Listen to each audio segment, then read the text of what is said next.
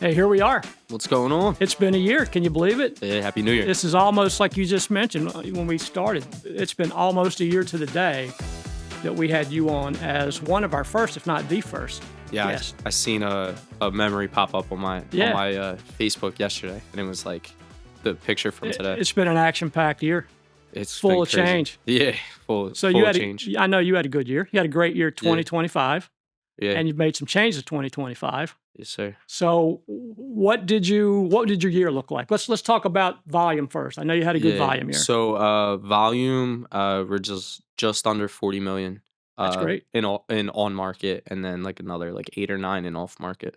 That's a great segue off market. Now, when I first met you, if memory serves me correctly, you were doing a fair amount of off market. Yeah. You kind of got away from that, built a team, a great team at a location, and now it appears that you have made a pivot, right? And I want you to tell us about that because I think that's big news. I think that's important for you and where you're trying to go or where you desire to go with your business model. And I can see that, and I follow you religiously on social media, so I know that you're doing more off-market stuff now in other states.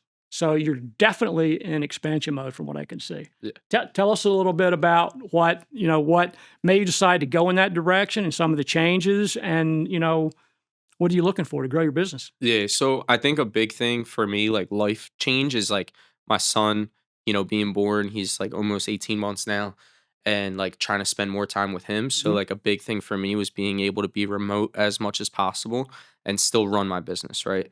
So, when you're doing off market and stuff like that, like, it's not really even real estate anymore. It's just sales, right? So it's just sales, and like the product you sell is houses, right? So for me, being able to work from my computer, my office, my house, and still put up the numbers that I like to be able to do to have the lifestyle I want, um, is huge. Like, there's a lot of sellers I've never met. I've never seen the houses. I couldn't point to some of the cities we sell in on a map. Mhm. And at the end of the day, it's just numbers and sales. Right. So for me, seeing that we're somewhere around a 30% uptick in foreclosures year over year, and knowing that there's a lot of not distressed properties, but distressed sellers, and we're able to help them get out of the situation they are, walk away with some dignity, money in their pocket, and get that property sold. And, we can just make those calls to make that happen. And I don't even have to meet them in person. It's really just like problem solving for what's at hand right now in the market. Well, that brings us back to where we originally started last year, because when we spoke last year, I mean, you were really the gold standard for cold calling. Like, you have a system in place, you make calls, you put in the work. Um, and so, is that an extrapolation of that process? Are you still doing that? Because I've seen that. I've seen you be extremely effective in cold calling, and it's not for everybody, like we discussed before. Cold calling is not everyone's cup of tea. Yeah. Now, you have made it your cup of tea. You had said that you weren't that comfortable with it when you started, but I'll let you tell the story of how that funded. That was the process by which you funded your career and your career growth. So, is wholesaling, is that part of that? Is that extrapolation of that process, like making the calls to find the right people that need that and want that service? Yeah, so for me, I try and capitalize on every lead, right? So we have two cold callers that call 40 hours a week each. It's actually a group of six that make up those 40 hours a week each. Hmm. And then those leads come into me, right? And then I call those hot leads. So for me, I'm really calling more motivated people than I used to be. Like, Hmm. when I'm getting on the phone, there's a very good chance that I'm going to make something happen, right?